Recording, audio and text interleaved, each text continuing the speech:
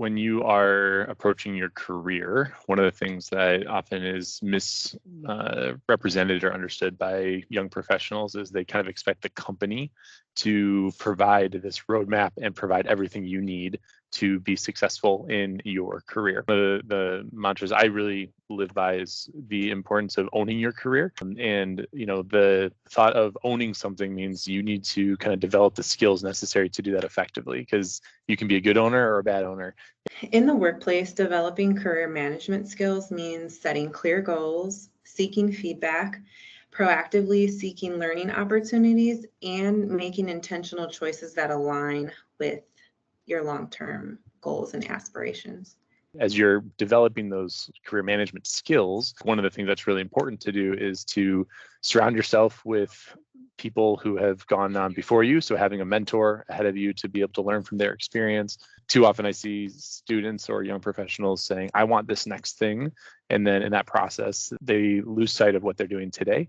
In that process, they're no longer qualified for that next thing because no one's thinking about them as a high performer, and they're not going to be likely the one tapped for that next opportunity. Propel your career journey and reflecting along the way about either personally, like what I love about what I do, or if there's something that, I would change. So definitely would, think about that from student perspective as you're entering the workforce, recognizing that you might not love every task of your particular role, but, that you'll definitely gravitate towards things that you enjoy, make an impact on your team, and, paying attention to those cues so you continue to develop and look for opportunity for growth, whether that's in the role or what the next step might look like. Being self-aware of your strengths and your weaknesses, and also continually seeking opportunities for growth and development in your chosen field or profession. It's super important to really be thoughtful on how you are building the right set of skills to be successful. I think oftentimes people think about a career as a ladder, where you're really progressing your career of, taking one step and really kind of climbing the corporate ladder. But I think in today's workforce, it's much more about gaining appropriate skills along the way, which maybe is a little more complicated because you don't necessarily have a preset pathway for you to follow. And so it takes a little bit more self-intentionality to be able to really determine what are those next things that are good to do that will give you the skills necessary to be prepared and be the most qualified candidate for the job that you want to do next. This can look very different in every situation. And I think that's one of the maybe challenging aspects, but one of the exciting aspects of this particular skill because it's personalized to you.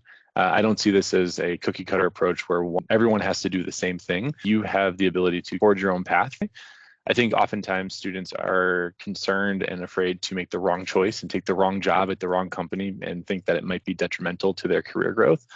But I can say from my own personal experience, I've made mistakes along the way and I've learned from them and I'm better for them. And there's been times that I've been really active trying to push my career to progress. Other times where I've really focused in on being, on kind of where I am. It's very important to develop career management skills because that leads to a personal fulfillment as well as professional growth, and just the ability to align your passion with the purpose of the work that you may be interested in. Important to keep this top of mind and have that awareness throughout your career journey.